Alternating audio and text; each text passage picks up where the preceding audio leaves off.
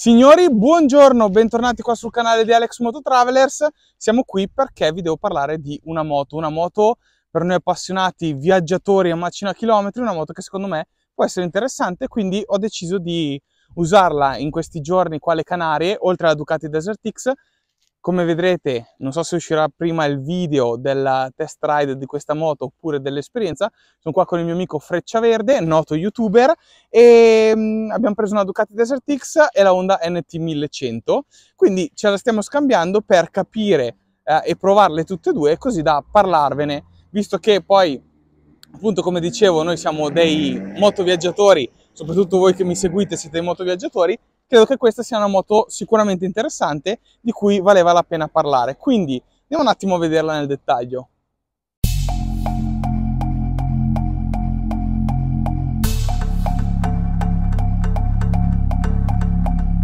Se qualcuno si chiedesse dov'è questa location, siamo vicino al Mirador de Veneguera, siamo nella zona sud dell'isola, vicino a Mogan.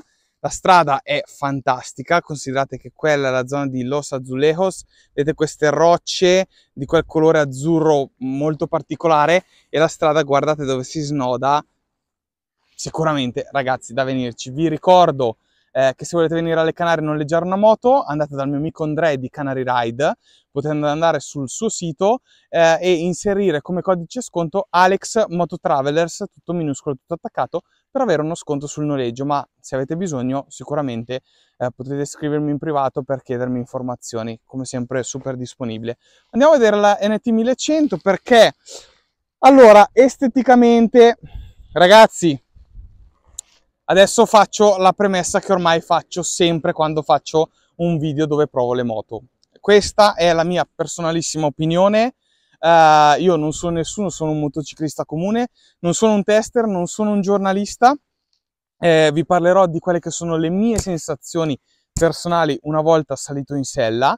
Se volete dei video con dati più tecnici o qualcosa di più ricercato perché volete magari conoscere i newtonmetri di coppia, volete conoscere tutti quei dati più, diciamo, più tecnici, potete andare a trovarli su tantissimi altri video che trovate qui su YouTube. Partiamo con questa prova della Honda NT 1100 da qua, da Maspalomas, quindi adesso andremo verso la costa ovest dell'isola. Vi dico che sono appena sceso da 2 giorni con la Ducati Desert X. Io e il mio compagno di avventura ci siamo appena scambiati le moto e quindi andiamo un po' a provare quella che è questa Sport Tourer di casa Honda. Ovviamente una moto totalmente diversa da quella che ho guidato nei 2 giorni precedenti. Ricordiamo la Ducati Desert X, un Adventure con i cerchi da 21 da anteriore e una propensione all'off-road, mentre qua siamo su una Sport Tourer, una moto totalmente stradale. Vediamo anche i cerchi da 17 all'anteriore e al posteriore che ci fanno capire con una gommatura più stradale che qua siamo su una moto che strizza l'occhio al turismo di coppia, ma dopo andiamo a vederlo un po' meglio, e ovviamente a quelli che sono i lunghi viaggi. Allora, andiamo a fare il pieno alla nostra Honda NT 1100, ragazzi, 1,37 euro al litro la SP95. Come se non bastassero i motivi per venire alle Canarie in moto. Non male, è 1,37? Scortese, avvocato.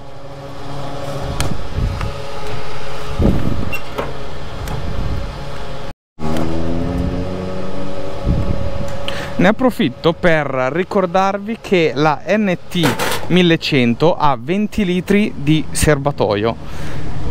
Allora, cosa notiamo appena saliti in sella? Beh, prima di tutto, per quanto mi riguarda, è la posizione di guida. Devo dire che, come ogni volta che salgo e guido una Honda, come sapete un po' di mesi fa ho avuto anche un Africa Twin 1000 Adventure Sport col cambio DCT, ho avuto anche svariate Africa Twin vecchie, diciamo RD04, RD07 ed RD07A.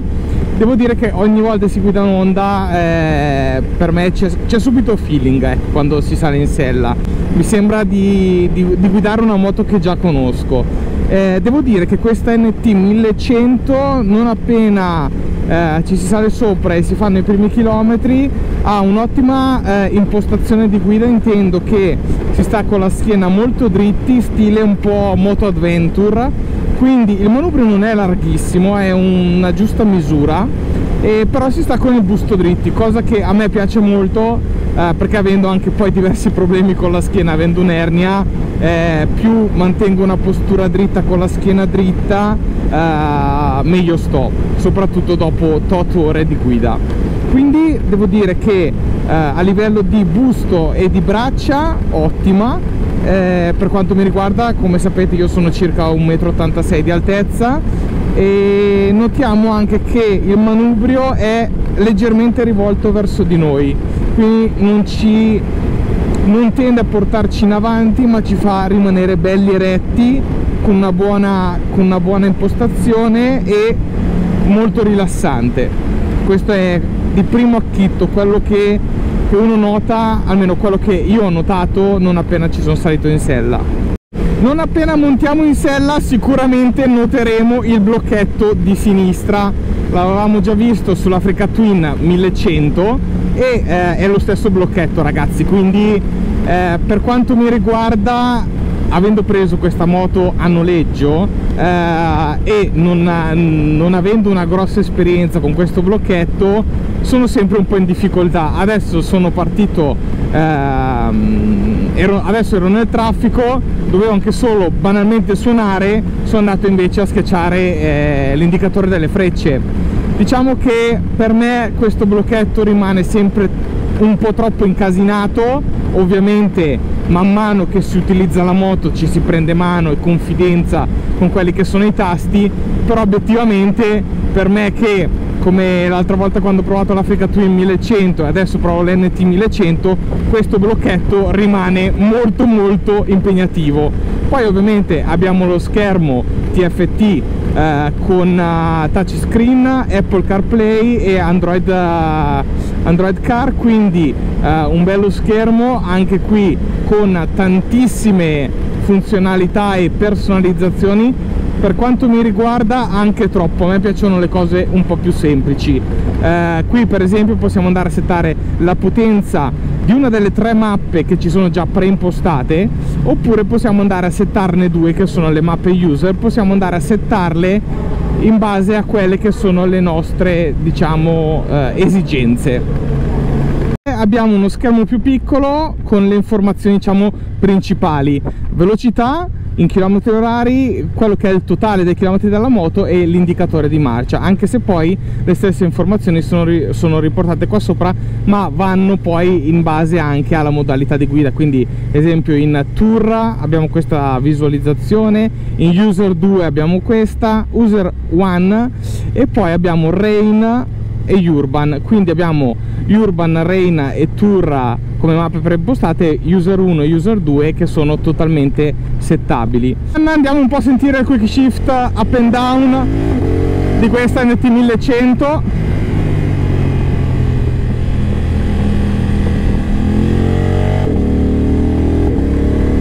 Onesto, abbastanza preciso, alla leva non è duro. Sentite anche quando scalo.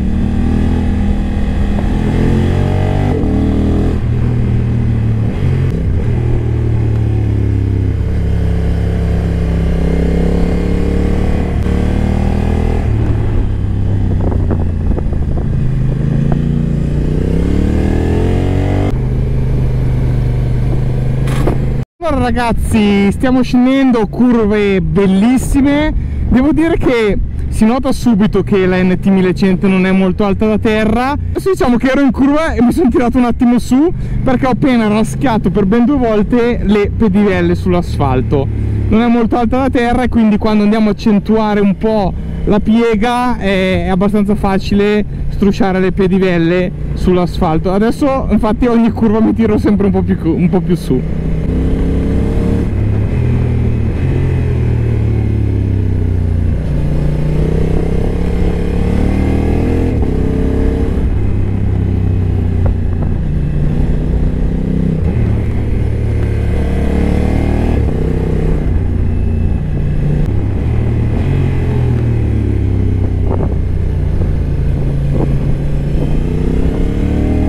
ha sicuramente un comportamento da sportiva, ma anche in queste curve, in questa strada bellissima che comunque ti porta ad avere un'andatura più sportiva. È una moto divertente, gommatura da 17 che ovviamente ti permette di scendere molto in curva, ma devo dire che anche è molto, essendo appena scesi dalla Ducati Desert X, ha veramente un'agilità questa moto, un baricentro molto basso che risulta molto maneggevole, veramente inaspettato, perché ovviamente teniamo conto che è una moto da ben 238 kg in versione cambio manuale e 248 kg, quindi 10 kg in più in versione DCT, quindi una moto pesante, 20 litri serbatoio, ma comunque un'agilità niente male, molto bene NT 1100. Discorso cavalleria? Si potrebbe avere una moto con più cavalli? Beh sì, sicuramente sì.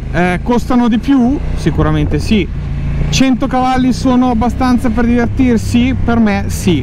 Anche su queste strade reputo che questa sia una moto divertente. Intanto siamo arrivati a Los Azulejos.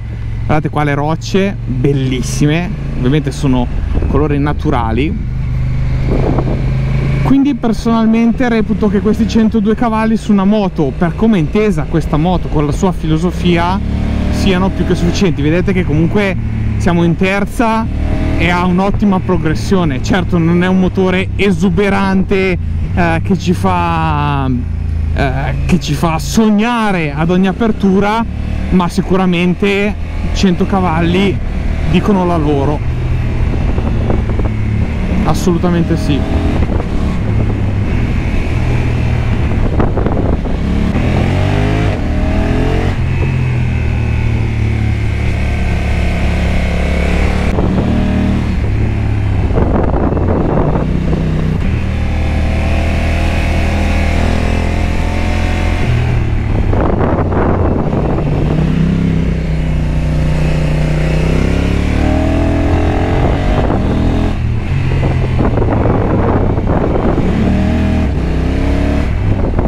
Quindi andiamo a vedere un po' questa Honda NT 1100. Vi ricordo che questa è la versione con il cambio manuale, nonostante, come dice Honda, la maggior parte, se non sbaglio circa l'80% delle richieste per questo modello sono per il cambio DCT. Ora, sul cambio DCT abbiamo già discusso quando avevo preso la Honda Africa Twin col cambio DCT. Io personalmente è un cambio che mi è piaciuto.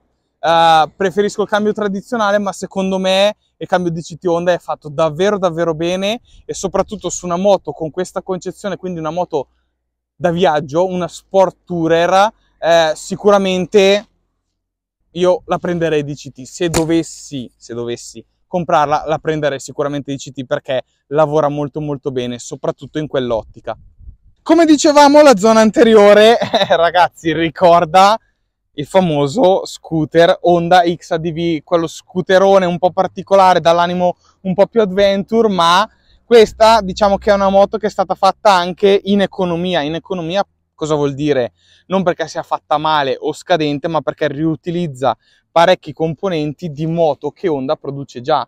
Qua abbiamo il motore e quelle che sono diciamo la plancia centrale, quindi TFT, comandi e blocchetti della Honda Africa Twin 1100, e abbiamo poi un anteriore che ha delle componentistiche dell'Honda XADV. Vedete per esempio anche i fari. È la cosa che ho pensato appena l'ho vista, che è un po' sgraziata, nel senso che è molto lunga ma è molto bassa da terra, e quindi non lo so, sarà perché ho sempre l'animo un po' adventure, no? Quindi mi piacciono le moto un po' più alte, però la vedo un po' troppo lunga e un po' troppo bassa. Mi piacerebbe un po' più corta e un po' più alta, ma è puramente una considerazione personale. Degna di nota è sicuramente il fattore altezza sella. Secondo me è una cosa molto importante. Sappiamo benissimo che per i meno alti è difficile trovare una moto con cui sentirsi sicuri, con cui appoggiare bene i piedi. Bene, qua la scelta di Honda secondo me è stata azzeccatissima e l'apprezzo veramente tanto, anche se per me, che sono alto 1,86, è un pelino scomoda. La sella ha un'altezza non regolabile, ragazzi, avete capito bene, non è regolabile, quindi una sola posizione a 82 centimetri da terra. Vi faccio vedere, salgo in sella, giusto per darvi un'idea. Come diciamo, io sono 1,86 e tocco molto molto bene con entrambi i piedi e ne ho ancora parecchio. Il cavallo è abbastanza stretto, quindi non mi tiene le gambe larghe, riesco a stare ben seduto e tocco veramente veramente bene. Questo ci permette anche di avere una gestione della moto, magari quando andiamo a bassa velocità, stiamo cercando parcheggio eccetera, che secondo me è un plus incredibile. E brava Honda, brava Honda. Forse mi sarebbe piaciuto avere una sella almeno in 2 posizioni, quindi per me questa mi fa rannicchiare un po' troppo le gambe, quindi non saprei in un viaggio lungo se questa cosa mi può dar fastidio, ma la cosa che sento anche adesso che abbiamo fatto un po' di autostrada è che ho le gambe un po' troppo rannicchiate. Ovviamente la triangolazione, se la sella è 82 cm, più sei alto più la gamba deve stare rannicchiata. Mi sarebbe piaciuto avere almeno una regolazione per poterla alzare. Ottimo sicuramente il fatto per il passeggero, anche qua c'è una bella sella e 2 bei maniglioni, che è sicuramente una cosa da valutare se viaggia tanto in coppia, e questa moto sicuramente si presta molto ai viaggi in coppia. Questa non ha le borse laterali, ma abbiamo solo il top case molto grosso e la Madonna si è uscito largo. Molto grosso, ma può ospitare 2 caschi, quindi assolutamente è quello originale che viene fornito è quello originale che potete acquistare con la moto, quindi marchiato Honda, e ci stanno ben 2 caschi, quindi molto capiente. Ovviamente io sono del team no bauletto, ma ovviamente per un viaggio in coppia sicuramente è molto comodo. A chi secondo me è dedicata questa moto? Questa qua è una moto che è più indicata a un viaggio stradale, non è la classica adventure con cui fare del fuoristrada, perché ovviamente qua sul canale vediamo più moto di quel segmento, no? Che è poi quello che mi piace fondamentalmente. Qua abbiamo dei cerchi da 17 all'anteriore e al posteriore, con una gommatura nettamente stradale. Sicuramente una moto che ci può permettere di fare una strada sterrata, o per esempio un'eroica, che ricordo è una strada fattibile con qualsiasi moto, però ecco, non andiamoci a fare off-road. Questa è una moto da viaggio stradale. Piccola marchetta, vedete questo scaldacollo di una qualità incredibile, scaldacollo Smotard, in edizione Moto Travelers Africa Eco Race, quindi se lo volete acquistare, veramente bellissimo, logo Moto Travelers, logo Africa Eco Race con l'Africa. Mi raccomando, scrivetemi in privato perché ne ho ancora dei pezzi disponibili. In definitiva abbastanza cavalli, ricordiamo 102 per 238 kg, 20 litri serbatoio e una stazza non indifferente. Beh ragazzi, c'è da dire una cosa secondo me, più andiamo avanti e più c'è una rincorsa che ha più cavalli, ma poi ben sappiamo che ci vuole tantissima elettronica per gestirli, per non farsi male, per tenere consumi adeguati. Devo dire che qua a Gran Canaria abbiamo avuto modo di guidare su strade bellissime e che ti fanno anche dare del buon gas. E 102 cavalli per me sono sicuramente più che sufficienti per godersi una moto in viaggio anche carica, divertente anche su strade come fossero queste che abbiamo trovato qui a Gran Canaria, quindi per me sì. Ricordiamoci che fino a 10, 15, 20 anni fa andavamo in giro con, vabbè, io sono giovane, però come dicevo avevo anche io vecchie Honda Africa Twin e andavamo in giro con 60 cavalli, andavamo in giro carichi in 2 con 60-65 cavalli, quindi di cosa stiamo parlando? È tutto sempre in più. Secondo me 102 cavalli bastano per divertirsi, ce ne fossero di più? Benissimo, però secondo me è un ottimo compromesso, anche perché ricordiamo che questa moto viene 14.290 euro. Sicuramente mancano delle cose, come per esempio una regolazione del cupolino elettrica o quantomeno una maniglia per poterlo regolare mentre siamo alla guida, oppure delle sospensioni semiattive che ormai troviamo su tantissime moto. Diciamo che si potrebbero trovare molte altre cose, ma 14.290 euro oggigiorno sono sicuramente un ottimo prezzo per avere una moto pronta per partire in viaggio. Sicuramente per una moto del genere mi sembra impensabile che abbia il cupolino regolabile, ma solo a moto ferma e a mano, nel senso, quando guidiamo non possiamo regolarlo perché non abbiamo né una manovella né niente, è anche abbastanza duro da regolare, ma si può fare solo a moto ferma. Cioè, ma perché non gli hanno fatto una manopola così da poterlo muovere mentre siamo in marcia? Non lo capisco. O perché non l'hanno fatto elettrico? Ok, ridurre i costi, però ragazzi, veramente, cioè, mi sembra un'assurdità. Comunque è regolabile in 5 posizioni, protezione dall'aria ottima, considerate che abbiamo appunto anche dei grossi deflettori laterali che ci proteggono meglio le spalle, una buona inclinazione, quindi assolutamente come riparo dall'aria per me promossa. A livello di sospensione sicuramente mi trasmette un buon feeling, ma in curve o strade come quelle che stiamo affrontando, che hanno veramente delle curve molto chiuse a volte, anche quando arriviamo a velocità abbastanza elevata, quindi ci richiede un certo impegno nel guidarla, si sente che non ha delle sospensioni con un'attitudine sportiva, però decisamente ci possiamo assolutamente divertire. Altra cosa di cui vorrei parlarvi è la comodità della sella che ho tralasciato precedentemente. Sella che appunto è solo in una posizione di altezza, quindi ad 82 cm da terra, questo anche per utilizzare più materiale di imbottitura nella sella stessa. La reputo una sella comoda, l'imbottitura per mio gusto non mi fa particolarmente impazzire, però devo dire che dopo una giornata in sella è una sella comoda, non una delle più comode che ho trovato, ma comunque una sella onesta con anche un ottimo appoggio. Qui stiamo arrivando al Mirador del Balcón, uno dei punti panoramici più belli secondo me di Gran Canaria. Ovviamente ormai quest'isola l'ho girata, sono stato 4 volte in moto, quindi la conosco abbastanza bene.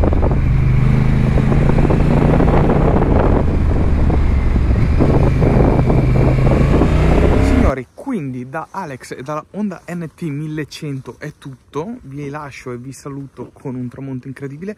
Mi raccomando, fatemi sapere se avete già comprato questa moto, se l'avete già provata e se vi ritrovate nelle mie impressioni. Alex, Freccia Verde, direttamente da questo tramonto, da questo lugar incredibile.